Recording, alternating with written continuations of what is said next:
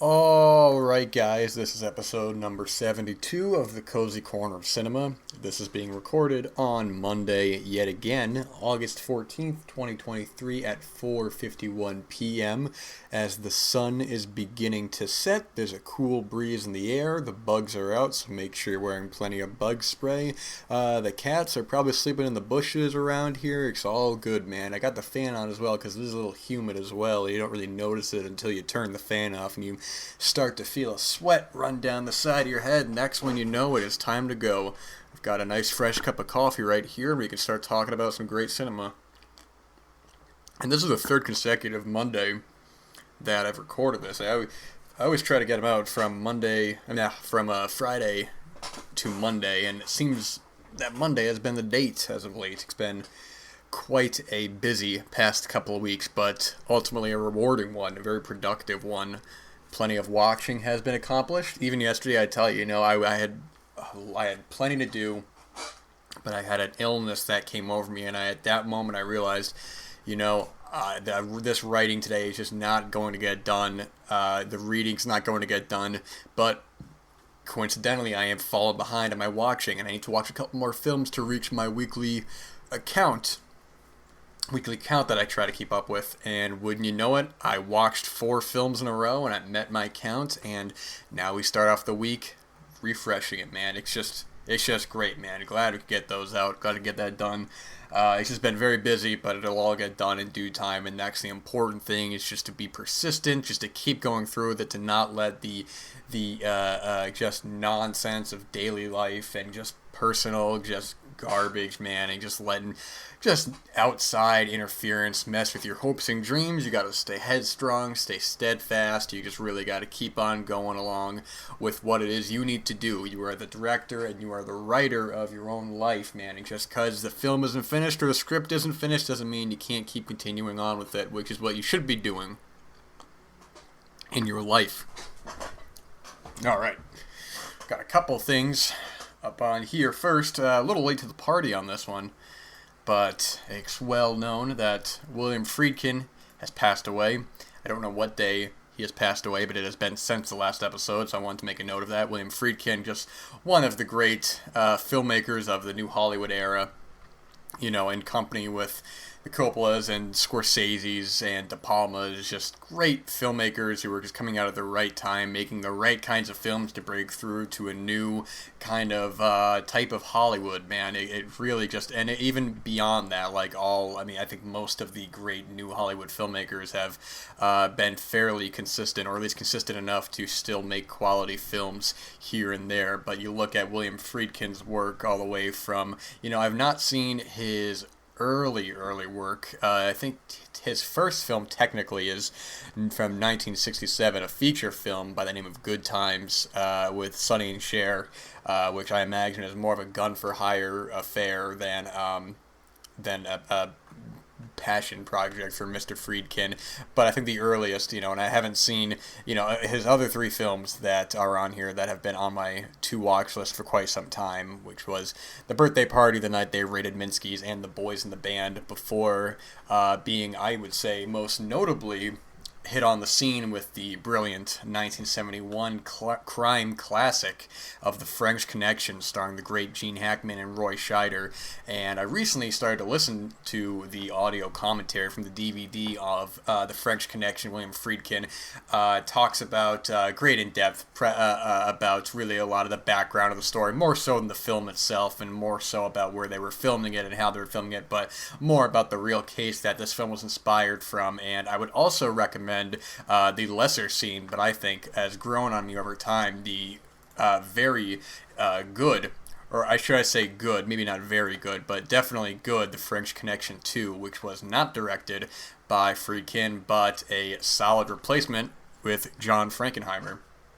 And in that film, that brings Popeye Doyle to actually, well, I don't want to give too much of the film away because it will help if you've seen the first one, because then you have an idea of perhaps where it goes, but it continues the story, and it's a very subversive, interesting sequel in a way, because the first film has these great set pieces, these really great dialogue exchanges, Gene Hackman's no-nonsense Popeye Doyle just, doing what he has to do to get the job done, and French Connection 2 is subversive in that way, because the first act of the film probably plays more into what you would expect it, maybe not the action sequences per se, but, there's one of the great sequences early on when Doyle is in this this French kind of cafe, and he's trying to talk to these ladies. He's drinking whiskey and he's eating a boiled egg, and it's just it's in one ear out the other, trying to get the guy behind the counter to translate. It's probably my favorite sequence of the whole film. But then in the second half, it takes a bit of a tonal shift that I think on a first viewing, and I've only ever seen this film once, that I initially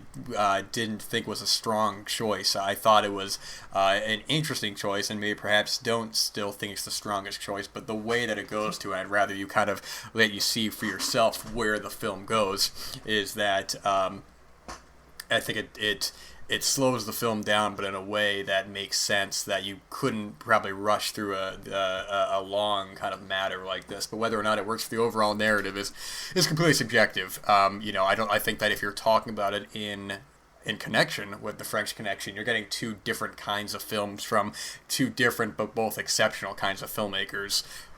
But I think that French Connection 2 is definitely worth watching for sure, if you are not putting it in comparison to the first one, because they are both fairly different kinds of films. I do also need to say that if you have not seen The French Connection and you would like to own it on Blu-ray, you must be warned of buying the correct edition of the film. So there is an initial one from 20th Century Fox with a yellow cover. You got Gene Hackman on it, and that one is, I don't know if it's even in print or not, but it is the one you want to avoid at all costs, because that has the improper color timing on that.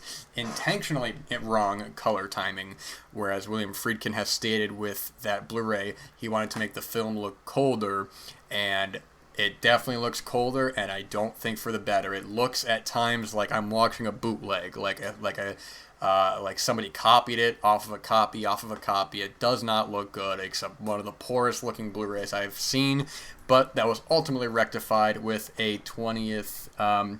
It was ultimately rectified by a later edition from the Filmmakers Signature series that has a close-up shot of Popeye Doyle with William Friedkin's signature at the bottom. So if you have not seen this film and you would like to own it, that is the edition to buy. It looks great. It sounds great.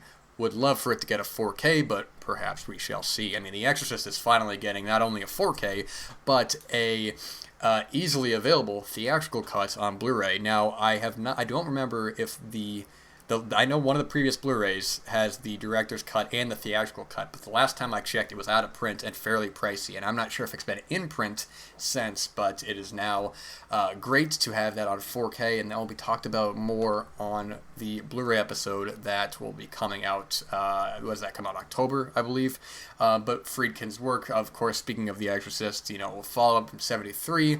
It's what I was talking about a little while ago with an acquaintance recently, is that when I see non-horror filmmakers making the genre films that I think can bring out some of the most interesting films, and vice versa. I was talking about, actually fairly recently, let me get a sip of this coffee here really quick, but I was talking with an acquaintance how we were discussing the work of George Romero, and I always thought it was so fascinating and cool that Romero decides to follow up his landmark, his breakthrough Night of the Living Dead, with something of a feminist drama with There's Always Vanilla, which is dealing with a lot of contemporary issues, a lot of contemporary women's issues, but in a way that I think is very smartly written. And I don't think it's one of Romero's best, but I think it's one of his most interesting.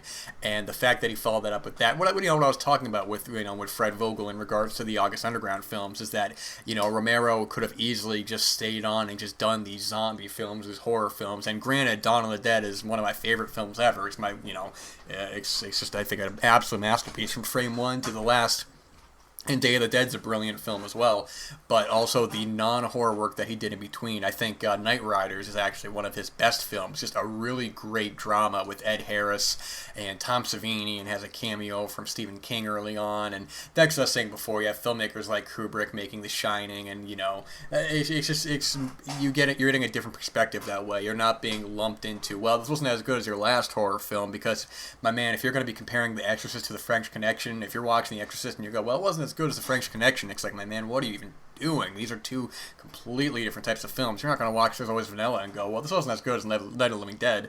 And if you do, man, well, then I can't help you. That's your prerogative, and if you feel the need to compare them, then you should do so.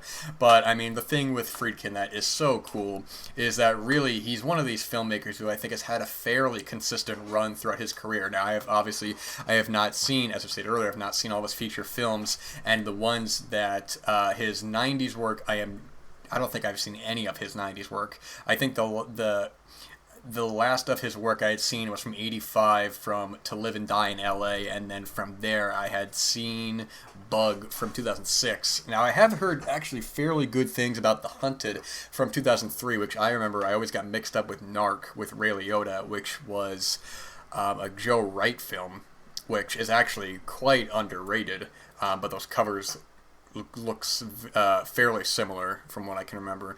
But when I think of his recent work, I think of Bug from 2006 with Ashley Judd and Michael Shannon, which thankfully will be getting a Blu-ray finally. That originally got announced for a Blu-ray from Kino Lorber, got halted, and then the great folks at Imprint were able to pick it up and will be distributing it later this year.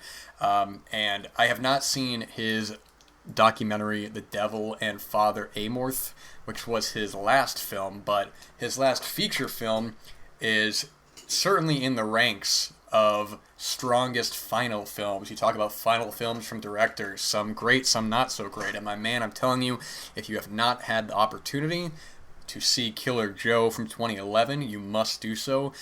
Written by Tracy Letts, directed, of course, by William Friedkin. Tracy Letts is, I think, actually most known as an actor. I'm curious what else he had written, I should say. Well, it looks like exactly what I thought. I always thought that Killer Joe felt like it was based on a play, and I'm looking at it right here, and it looks like Tracy Letts not only wrote the play for Killer Joe and the screenplay, but he also wrote the play for Bug and the screenplay for that, two of his strongest films of recent memory. Two of the strongest films of recent memory, I should say, not solely of Friedkin's, because that's nothing really compared to. But like with French Connection, make sure you watch the correct version of Killer Joe. There is an R-rated version and an NC-17 version that, to my knowledge, specifically omits one scene that is something that must be seen in the context, because it is such a bizarre tonal shift. And what the film does so well is that it has these strange tonal shifts that you don't know whether to laugh, whether to be creeped out, but it's done so masterfully well, and it is an added to the repertoire of Friedkin's finest work, in my opinion. So, but I haven't talked about all of his films. I'm not going to talk about all of his films because we got to get the show rolling, but R.I.P. to William Friedkin. I think we should all feel blessed that we have been born at a point in time of the earth that we get to experience Mr. Friedkin's art, his terrific art, and the impacts of lives that it has had. So R.I.P. to Mr. William Friedkin, and thank you for all the art. We are forever in your debt, and will continue to be inspired by you. Let me get another sip of this coffee right here. I try not to drink too much in the microphone because I hate it. I hate it when I listen to something. They're drinking and they're eating in the microphone. It's completely nauseating. So if you hear that and there's an issue, just let me know, because I'm not going to be listening to this back. I only listen to this back in Audacity to make sure the sound levels are good, but I'm not going to sit here and listen to the whole episode again. That would be egotistical and pointless for me to do. But one passage that I want to mention is I'm currently in the throes of this terrific book called The Wild Bunch. Sam Peckinpah, A Revolution in Hollywood and the Making of a Legendary Film. The Wild Bunch being my favorite Western, right beside Rio Bravo. But there's one page in particular I wanted to bring up where it mentioned some of Peckinpah's favorite films, and I thought the list was so interesting, and I thought that I would like to pass some of these films along. I've seen almost all of these, but I want to give a heads up as to the kinds of films that Peckinpah had been a fan of. So here we go. I'm going to read this passage right here. Let me see if I can find where the start of it is. Here we go. Early on, Silk asked him about message films, which Peckinpah dismissed. Message films per se I find are usually dull and better left to army, university, and industrial filmmakers, but Silk persisted, asking him to name 10 good message films. Peckinpah responded with his list of good movies, not message films, and there were 20 titles, not 10, in no particular order. Now, this is going to be the time you're going to want to get your pen and paper and write some of this down, so if you got to pause it, feel free to do so, and if you choose to do so or not, I'm going to have a sip of coffee regardless. Alright, in no particular order. Rashomon, The Treasure of the Sierra Madre, La Strada, Hiroshima Mon Amour, Ace in the Hole, Odd Man Out, Hamlet, presumably the Wells Hamlet, La Dolce Vita, On the Waterfront, Last Year at Marienbad, Pather Panchali, aka Song of the Little Road, Tobacco Road, A Place in the Sun, My Darling Clementine, Viva Zapata, Shane, Forbidden Games, High Noon, The Breaking Point, and The Magician, presumably the Bergman film. And actually, of all of these films, I think the one that you're gonna want to see, that I definitely need to see in context to this book, one they bring up a lot in terms of a populist Western that ended up changing a lot of the way that Westerns were filmed and a lot of the ways that the violence was portrayed, is from 1953, the film Shane, which I have not seen, but the great thing about reading a book like this is that now I am more than ever keenly aware that it must be watched, because there are so many films that you need to watch, there's so much you need to take in, and you're ultimately not going to get through it all in your life. It's just unfortunate, but that's the way it is. That's why you got to use your time wisely and make sure that you are taking in the art you want to take in, you know? Actually, let me rephrase that, because you shouldn't be solely choosing that. You should be exposed to many kinds of great art. I should say you'd be using your time to go through the art as you will. I've seen almost all of these films. I won't go through the ones I haven't seen, but there's only maybe 3, 4, 5, 6. Only 6 of these I haven't seen. And there are just some great films here. Especially after, we're talking about Christopher Nolan's Oppenheimer, is still currently playing in theaters. So if you haven't already, Hiroshima Mon Amour from Alain Resnais is a must-watch, and in the same conversation, more experimental, but also by Alain Resnais. One of my favorite films, the brilliant Last Year at Marienbad, which I've talked about a few times on the show. And I recently, and by recently I mean within the last year on the show, had just finally seen the Apu trilogy theatrically. So Pather Panchali is a must-watch as well. It is in a great box set, which includes the 2 brilliant sequels, Aparajito and Apur Sansar. I can't say that name.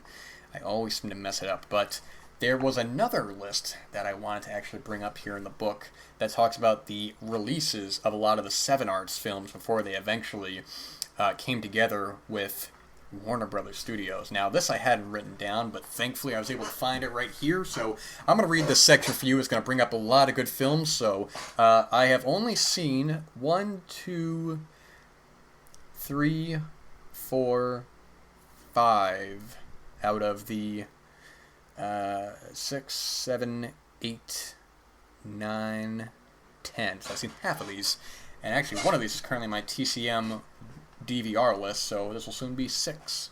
Get a sip of this coffee right here again.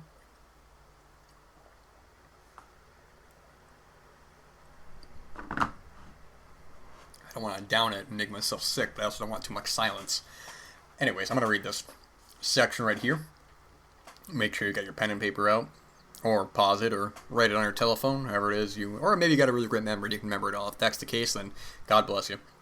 Warner Brothers Seven Arts, under the helm of Hyman, would last less than 2 years before it was acquired by a company best known for its parking garages and price-fixing scandals. During that brief existence, Warner Brothers Seven Arts put its imprint on around 3 dozen movies, including, here we go, Cool Hand Luke, Wait Until Dark, Petulia, The Heart is a Lonely Hunter, I Love You, Alice P. Toklas, Rachel, Finian's Rainbow, Bullet, The Learning Tree, and The Rain People, and most important, The Wild Bunch.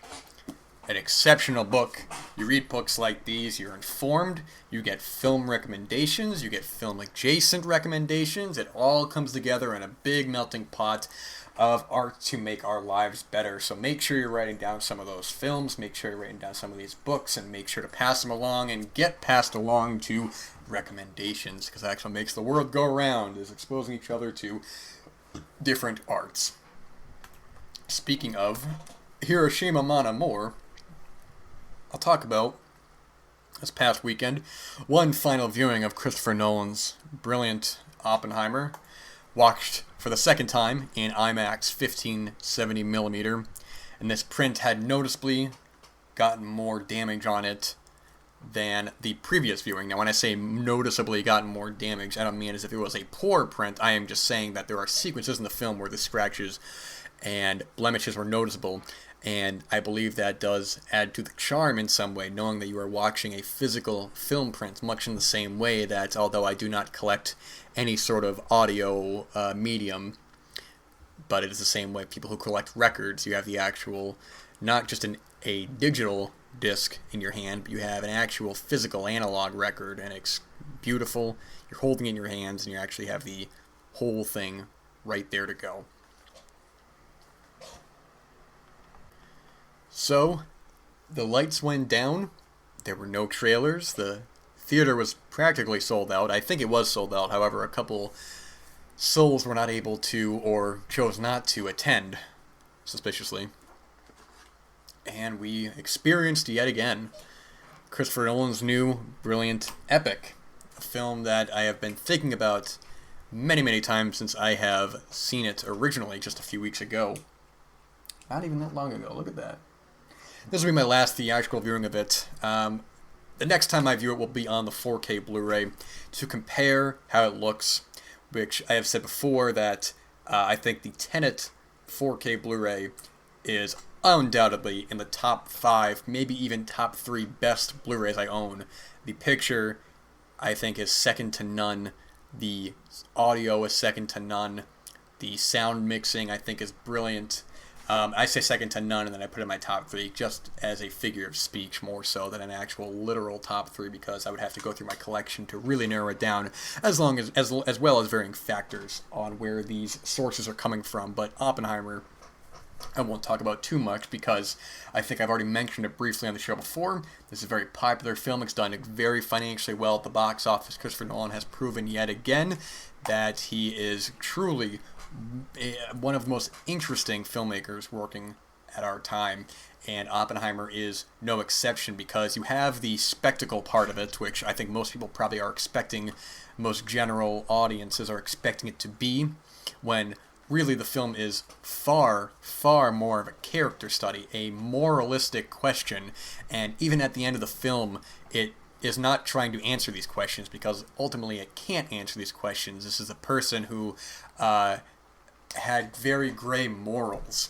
about building an atomic weapon, and there were both many positives and negatives in the history that followed after it that has been debated since, and the film is trying to be a character study of a very complicated person with a very complicated life and the people around him.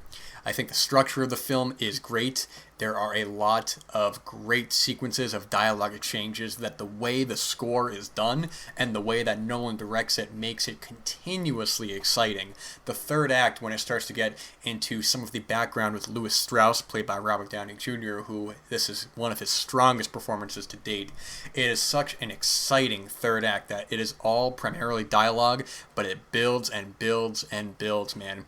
One of my favorite sequences in the entire film is something that is brief and is not even a big moment, but it's an exchange that the film it plays with time. It's a non-linear film, and I think that may throw some people off, but after a first viewing, I think it's fairly easy to figure out exactly what's going where, because you watch a film for the first time, and the first viewing you are solely taking it in.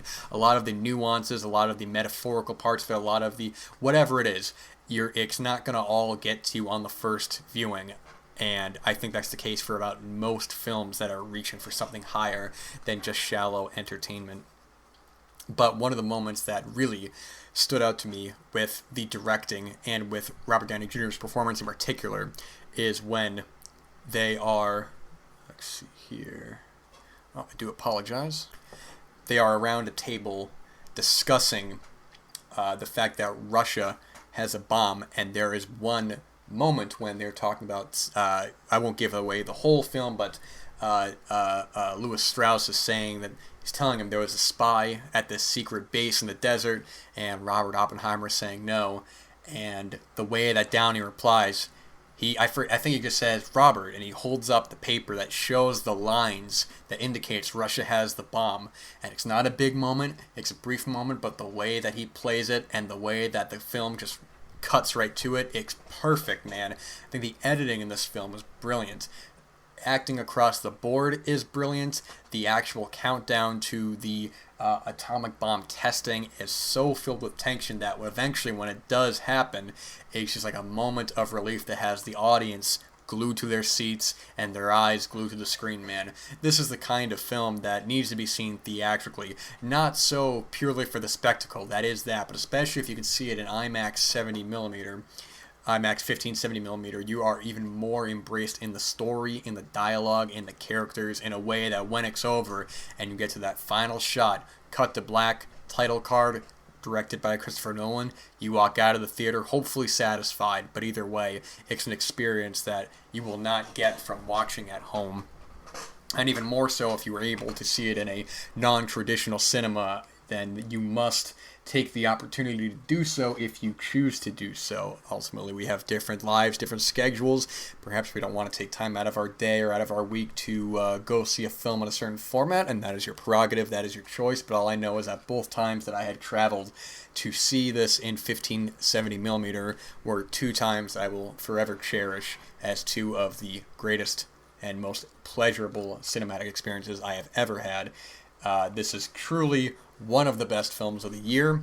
I have already seen at least 5 or 6 films this year that could be favorites of the year, and I love all these films for different reasons. I'm thinking of films like Oppenheimer, like One Fine Morning, like The Innocent, Past Lives, Blackberry, A Fire, even another Hollywood spectacle film, something like Mission Impossible: Dead Reckoning Part 1. And I've said before that I have gone completely disinterested in the contemporary, nauseating Hollywood spectacle films that don't offer anything besides loud noises, just gluttonous visuals, man. It just makes you sick. But then you watch a film like that, you see someone like Tom Cruise and Christopher McQuarrie at the helm, and you just know they're trying to do something else rather than just a regurgitated AI-produced just nonsense film that will go straight to streaming in 2 months and will ultimately be forgotten about unless you are looking up that film in particular. I think there have been so many great films this year outside of the general Hollywood populace that if you are looking for exceptional films from this year, then you will not have to look very far, because there have been plenty of great films released this year, and Oppenheimer is definitely one of them. So I'm twiddling down the seconds to the end of the episode. We have a few minutes left, so I'll take this time to say thank you again for listening. Use your time wisely, as I always say. Make sure you're getting whatever it is you need to get done, your creative endeavors, your artistic endeavors, whatever it is, man, because ultimately you are at the helm of your own life. Do not involve yourself with people whom you do not want to be involved with. Do not be a part of the social milieu if you choose not to be. Do not waste your life away and then wonder what happened to it all. Because I can tell you what happened, man. It is ultimately in your hands. All right, that will be it for this episode. Thank you so much for listening yet again. And that is all I have to say.